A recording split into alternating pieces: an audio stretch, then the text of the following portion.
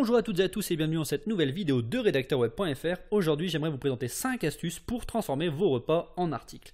Alors ça va être tout simplement pour les blogueurs en cuisine, pour les personnes qui écrivent des articles de cuisine, de préparation de repas, etc. etc. Eh bien, ces astuces vont vous servir tout simplement à susciter beaucoup plus d'engagement envers vos lecteurs. Et je vous propose tout de suite de commencer par l'astuce numéro 1, qui est tout simplement d'utiliser l'essence. En effet, lorsqu'on parle d'articles de cuisine, généralement, on ne peut pas écrire de la même manière que lorsqu'on va rédiger un article, on va dire, technique ou un article informatif, etc. etc. Il faut vraiment faire vivre son article, il faut tout simplement comme impliquer du storytelling, mais avec votre cuisine, avec votre façon de préparer les choses.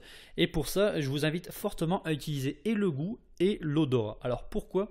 Tout simplement parce que ça va renvoyer vos lecteurs à l'enfance, tout simplement parce que ça va parler beaucoup plus, et bien entendu parce que ça va donner faim. En effet, lorsque vous allez parler d'ingrédients, si vous utilisez le goût et l'odorat, vos lecteurs vont également imaginer ce qu'ils vont être en train de lire et forcément, eh bien, ça va ouvrir l'appétit, ça va susciter beaucoup plus de choses. Voilà, donc ça c'est l'astuce numéro 1, utiliser les sens. L'astuce numéro 2, ça va être d'éviter les adjectifs. En effet, vous devez vraiment éviter les adjectifs. Pourquoi? Eh bien tout simplement parce que ça va alourdir le texte. Alors on pourrait penser que c'est une bonne idée de mettre des adjectifs pour décrire, etc., etc. Mais il est beaucoup plus recommandé d'utiliser des métaphores plutôt que des adjectifs.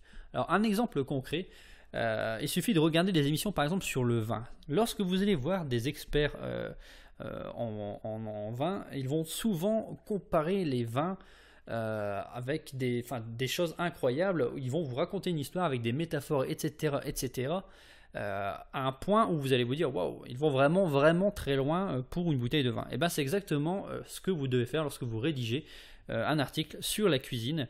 Vous devez utiliser un maximum de métaphores et un minimum d'adjectifs pour vraiment éviter que le lecteur se fatigue avec bien des adjectifs qui sont au bout d'un moment un peu inutiles. Voilà. Troisième astuce, ça va être d'éviter les termes génériques. Alors qu'est-ce que c'est que les termes génériques? Eh bien ça va être tout simplement de mettre délicieux, de mettre succulent, etc., etc. Ça, vos lecteurs, s'ils appliquent vos conseils, le découvriront par eux-mêmes. Ce qui est plutôt utile de faire, ça va être de mettre des termes comme salé, sucré, épicé, acide. Ça oui, parce qu'encore une fois, ça va parler beaucoup plus au lecteur, ça va susciter quelque chose chez lui. Donc voilà, évitez les termes génériques qui ne servent au final à pas grand-chose, plus à meubler qu'autre chose, et remplacez-les plutôt par des termes vraiment qui ont vraiment une connotation sur ce que vous êtes en train de cuisiner, pour vraiment, encore une fois, eh bien, faire vivre votre cuisine. Ce qui m'amène à ma quatrième astuce, c'est tout simplement de faire vivre sa cuisine. Alors, qu'est-ce que j'entends par faire vivre la cuisine? Eh bien, ça va être par exemple de parler de la cuisson. Ça va être de parler des bruits que vous entendez lorsque vous cuisinez. Ça va être de parler de la texture. Ça va vraiment être pour le coup de décrire les choses, de décrire la cuisine et de décrire la cuisson, mais vraiment toujours avec des termes comme croustillant ou des éléments comme ça qui vont vraiment, encore une fois, eh bien, interpeller le lecteur. Et lorsqu'il mettra en pratique, par exemple, vos conseils, il pourra également se rappeler eh bien, ces moments-là où vous avez dit, par exemple, à tel moment dans la poêle, eh bien, ça va croustiller, ça va faire ceci, cela. Eh bien, votre lecteur va pouvoir le voir de lui-même et mettre en pratique beaucoup plus facilement vos conseils si tel est votre article. Enfin, dernière astuce, ça va être d'utiliser des comparaisons.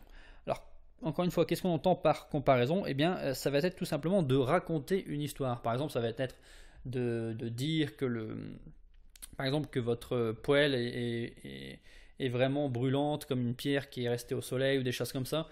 On va essayer encore une fois de rentrer dans l'émotionnel, tout simplement. Vous pouvez également utiliser des comparaisons, par exemple, amusantes. Encore une fois, on va essayer de viser l'émotionnel avec du storytelling, donc en racontant une histoire, et si c'est votre petit plus, si c'est votre petite astuce, eh bien ça fonctionnera très bien.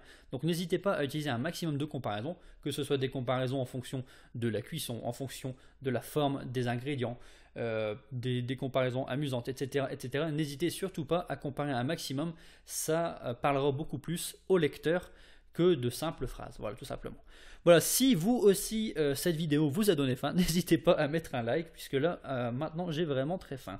Voilà, vous retrouverez également l'e-book pour découvrir le métier de rédacteur web dans sa généralité gratuitement dans la description à télécharger.